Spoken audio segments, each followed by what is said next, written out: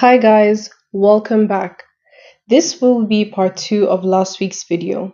I have linked part 1 below in case you haven't watched it yet. In last week's video, we discussed two strategies or considerations when wanting to maximize whatever is left of your salary. The amount we worked with was 3,000 Rand.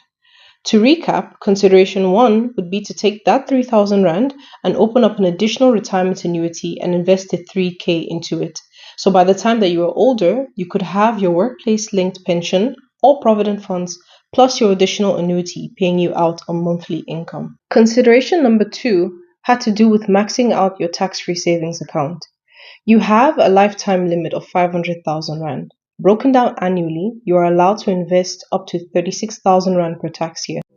In the recent budget speech for the year, the Minister of Finance of South Africa, Enoch Godongwana, increased the limits for tax-free savings to come into effect 1st of March 2026.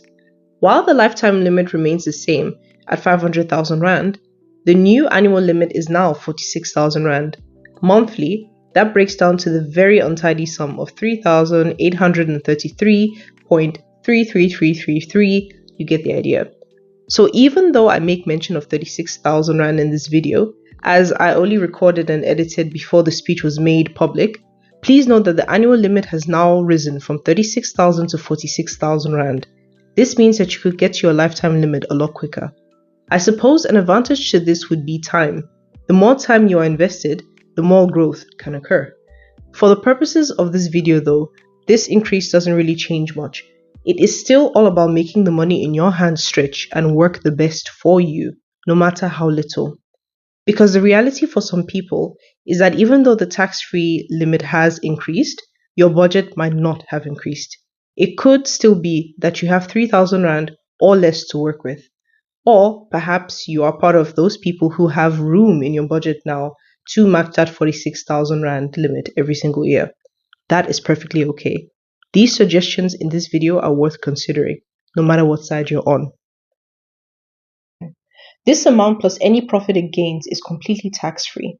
So you could take your 3,000 Rand and invest it into your tax-free investment account every single month. Because it is a long-term goal to work towards, it could serve as additional income that supplements the income you receive from your other retirement policies when you're older. But it can also be used in other ways.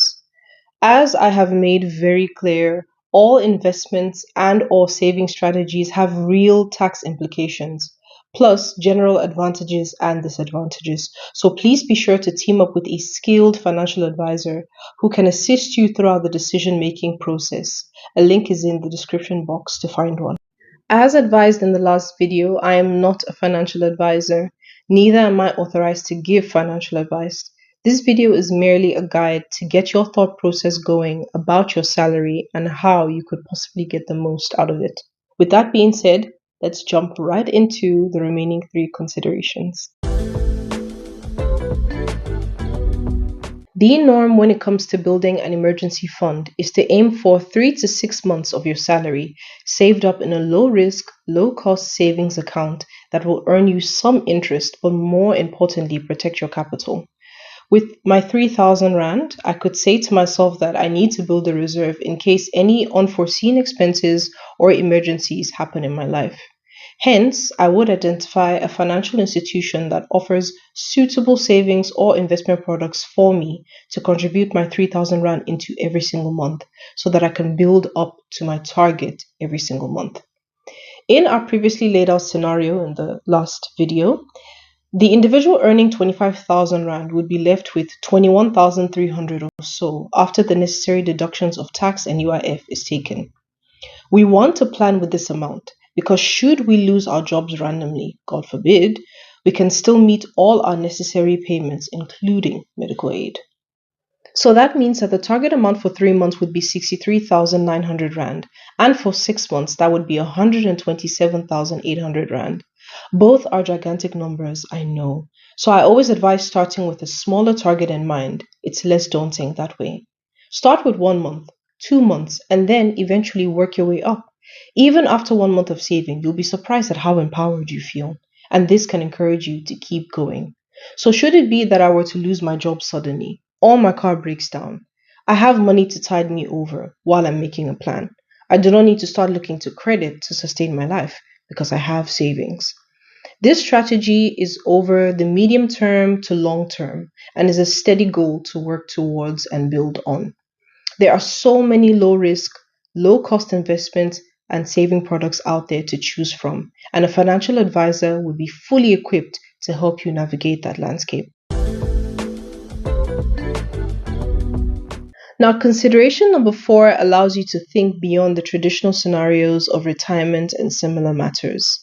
This consideration takes your personal fun goals into account. And how can you do that? By opening a discretionary savings or investment account geared towards a personal goal you have, no matter what that may be. So, from the jump, you are saving this money with a desired goal in mind, with the intention of eventually spending it on that exact goal.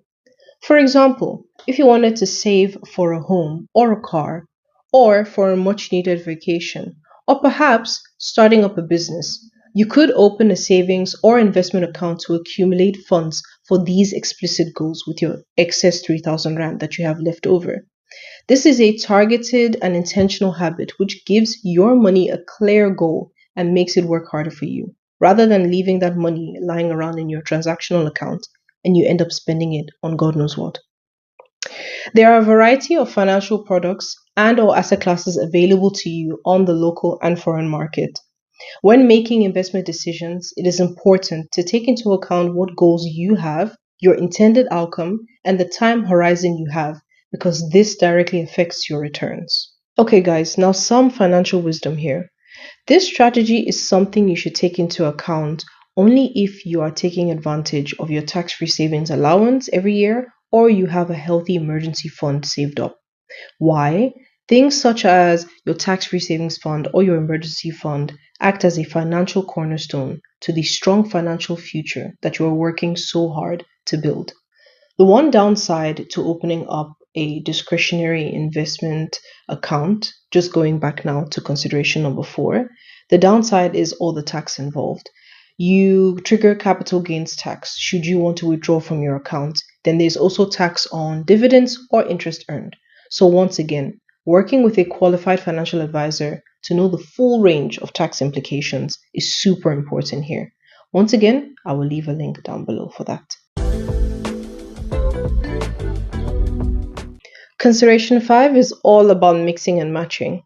Across all of these 4 strategies, you should know that you can touch on all of them all at once with your leftover 3,000 Rand. You don't have to pick one singular strategy. You can mix and match. So let's say you favor a retirement account and tax-free savings account combo strategy. Contribute 1,500 Rand then to your retirement annuity and then the remaining 1,500 to your tax-free savings account.